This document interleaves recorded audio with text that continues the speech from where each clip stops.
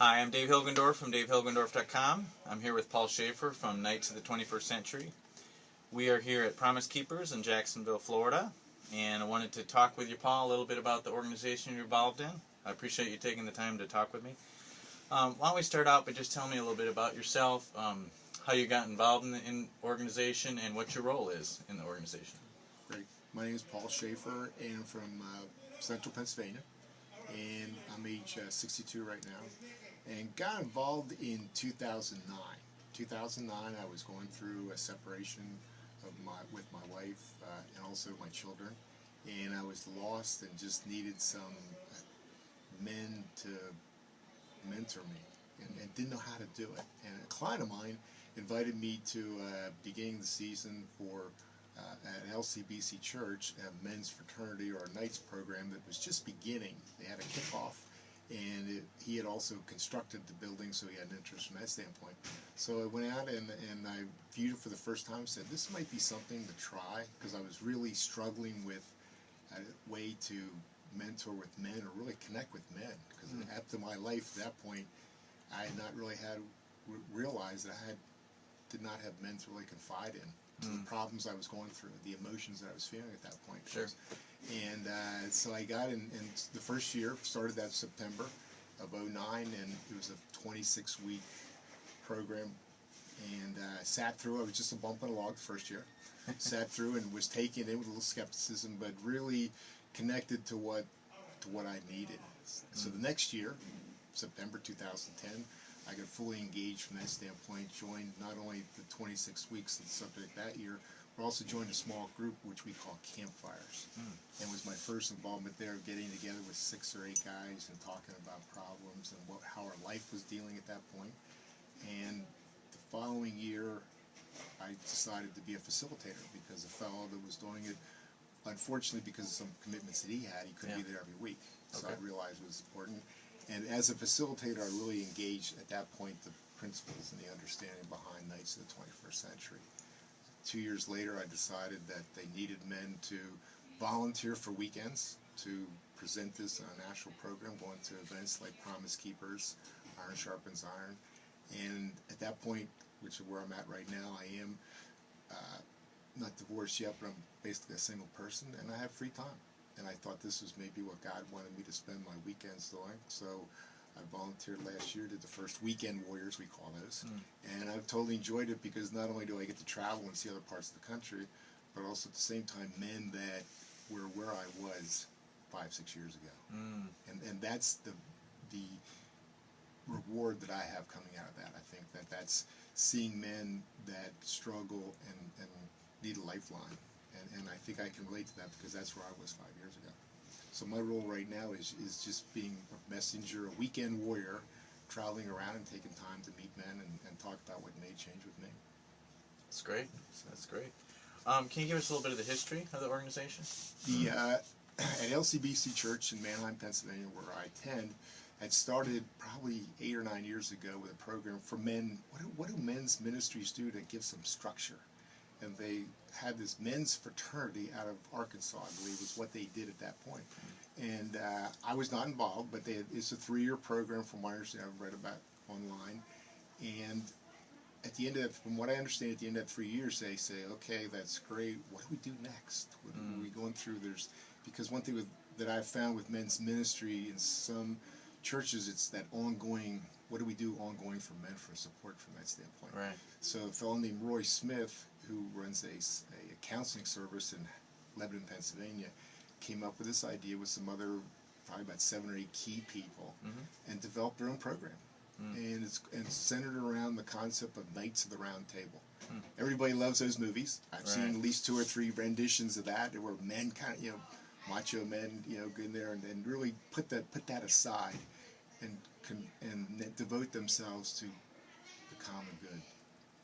Of folks putting aside your ego and fighting for and defending the helpless is the concept behind there. And Roy Smith put together the 5 years that follow the expression of sword, squire, warrior, oracle, round table, and defender. There's the 5 parts, and we just went through the 5th part. So that's been how they've structured the program, and now they've put it together, and we're doing weekend presentations across the country and saying this is a great tool for men's ministries from a structure standpoint going forward. And it touching the men for not only men's ministries, but also it's a valuable tool for prison ministries, from what I understand also. So, great. It is a powerful analogy with the knights, and we also shared earlier a little bit about how the language kind of is part of that, and you use different words. Can you share some of those? Yes. Some of those words. Yes. With the knights idea, there's many analogies of Knights of the Round Table, Sir Lancelot. One of those is expressions, for example, like armor. What we men have, we wear armor, and armor is what men put on to defend themselves from any kind of feeling, having any kind of emotions. Today's society sometimes says to men, do it alone, do it by yourself. Shield yourself from any conflict that comes in, don't even feel bad. So we put on our armor. So that's kind of a different idea, how we apply that to, from the knight standpoint, how we apply it to everyday existence. The other part of that is they also have what they call chainmail. Chainmail is our understandings or our philosophies that we have, and how that chainmail protects us. That's our beliefs. We've learned as a child, mainly learned as a child. What's been exampled to us from our parents, from our upbringing, our family of origin. That's called our chainmail of what we hold. And those are our beliefs, which sometimes need to be changed in order to go forward from a men's standpoint. And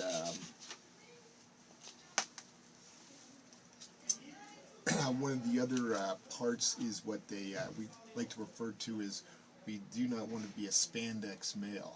That's one of the vivid illustrations early on of being a spandex male, and the idea right there is spandex male is somebody that's self-centered, somebody that's got an arrogant attitude, person that's impulsive, especially impulsive because they want to go along with the crowd.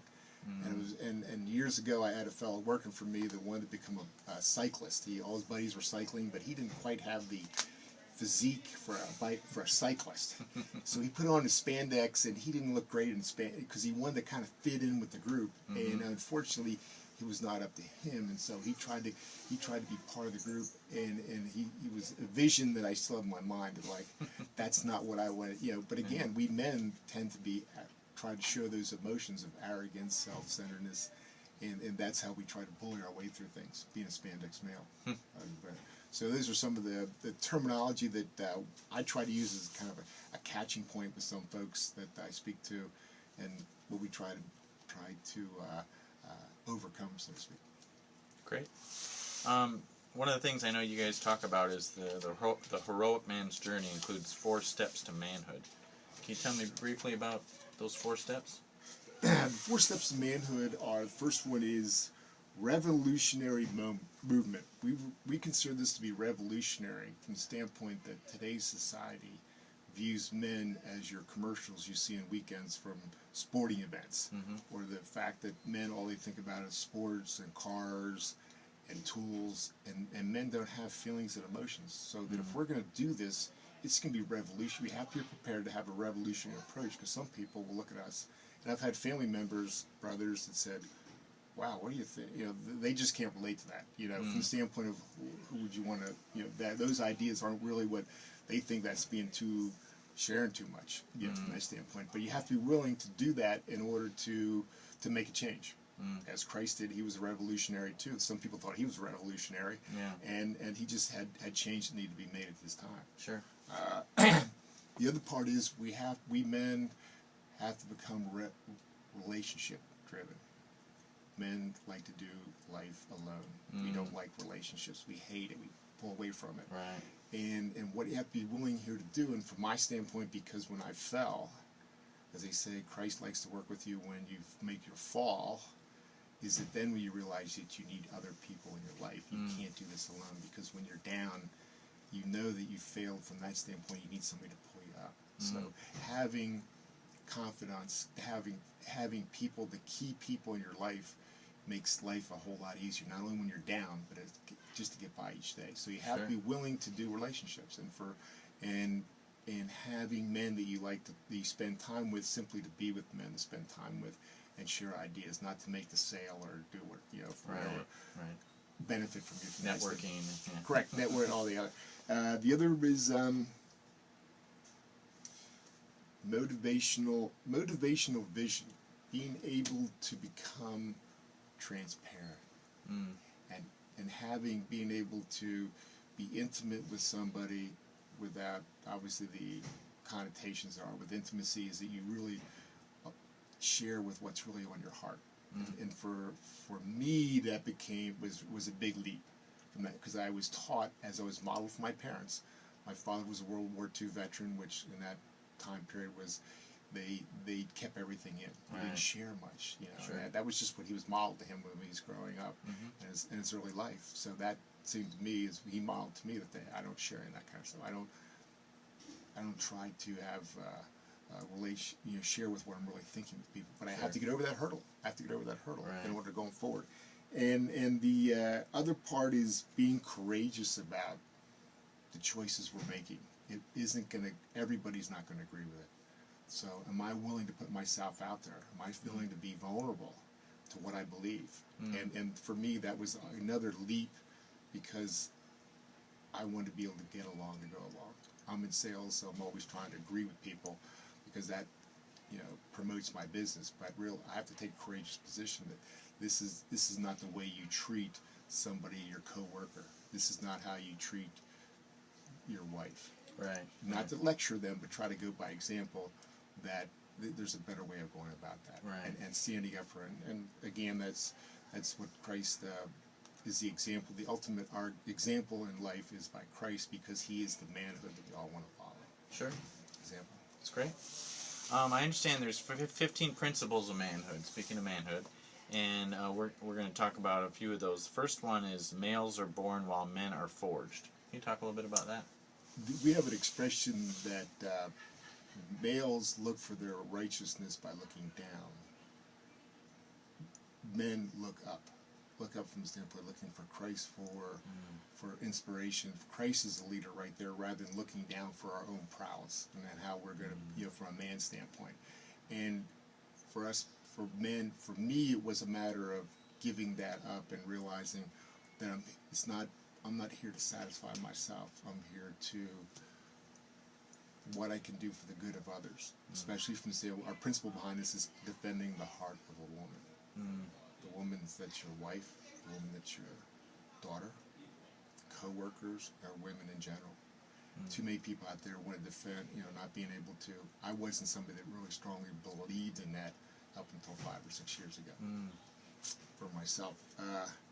Another principle we talked about was every man is of infinite worth. When I made the fall in 2009, my wife and I began the separation process through mistakes that I had made. My self-worth went down, took a lot of guilt and shame.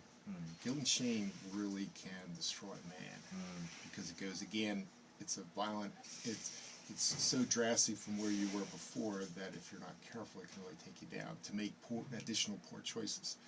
But in order to make the proper choices, we made our mistake, and knowing that I still have value, that I'm going to make changes, but I also have value to my community, to God. God gave me the value. He still believes in me.